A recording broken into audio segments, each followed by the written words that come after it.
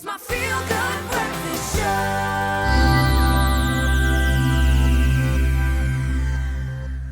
Welcome back. This is your Feel Good Breakfast Show on a Monday morning. Thanks for joining us at the start of a brand new day. Now, today marks an amazing astronomical event, the Transit of Mercury. If you've got millions of questions about what that is, when that is, how that is, and you're ready to know more, we're joined in studio by our resident spaceman, Dr. Daniel Cunnama, to learn more about this rare event and what it means in our solar system. Great to have you back again, sir. Great to be back. Dr. Cunnama, I mean, it is a rare event. First of all, and I think for a lot of people, the first question they might want to ask you is, what is the transit of Mercury, and what makes it so significant? So, what a transit of Mercury is basically Mercury moving in front of the sun. So, when we have an eclipse, the moon is moving between the Earth and the sun. Venus also moves in front of the sun occasionally, but obviously only the planets closer to us, closer to the sun than us, this can occur. So Mercury and Venus, they are fairly rare, these events. They can happen anywhere between 7 and 33 years. The next one after this is in 2032, so that's 13 years from now. And why they're significant, historically they were incredibly significant.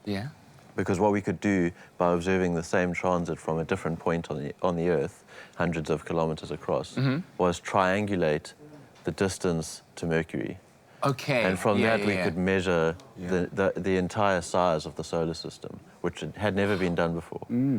So when was this first discovered? So this was in the 1600s. Kepler had laws that could predict the planet's motions, but we didn't know the size of the solar system. So we knew how fast things were going around and that they were all going around each other, but we didn't know a kilometer distance for how far away things were. And how do they see that? How do astronomers observe this event? then? So in terms to see it, it's obviously very small. So Mercury's tiny. Wait, in that picture over there, what are we looking at? So Mercury's the tiny one on the right. So it is a lot smaller in comparison. So compared to the size of the sun, it's about 196th of the size of the sun. So you can't see it. You know, if you had eclipse glasses and you went out like for an eclipse, you wouldn't see it. You definitely need a telescope because you need to magnify it. But then obviously you don't want to look at the sun through a telescope or binoculars or even with your naked eye. Public service announcement. I mean, yes, don't do it. Don't even. It's obviously going to pique a lot of interest, right? There's going to be a lot of people wanting to see when they hear of this sort of thing, wanting to see exactly what it is. What precautionary measures, besides not looking through your binoculars, what other precautionary measures can amateur as well as experienced astronomers alike take when viewing this eclipse? So you're going to need a telescope, firstly, to magnify it. You get solar filters for telescopes, which will make it safe. Otherwise, the best way for somebody with a small telescope to do it is essentially to point the telescope at it, take the eyepiece out, and you can project the image on a wall. So it's bright enough that you can project it on a piece of paper or on a wall, and then you'll be able to see it.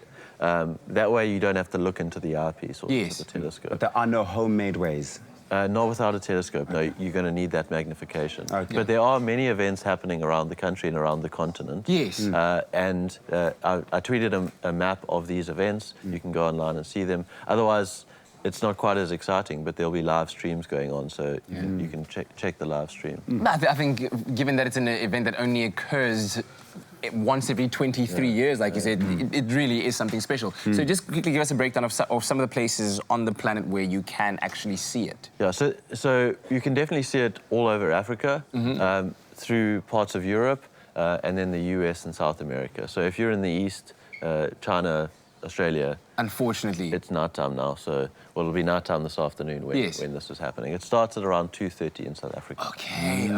And then it'll run until sunset. But the live streams are definitely there for us to observe and check it out. Thank you very much, man. Very exciting stuff in the world of space exploration out there and what's happening in the world of astronomy. Thank you very, very much for that. Let us know which stories have piqued your interest and share them with us on our social media platforms.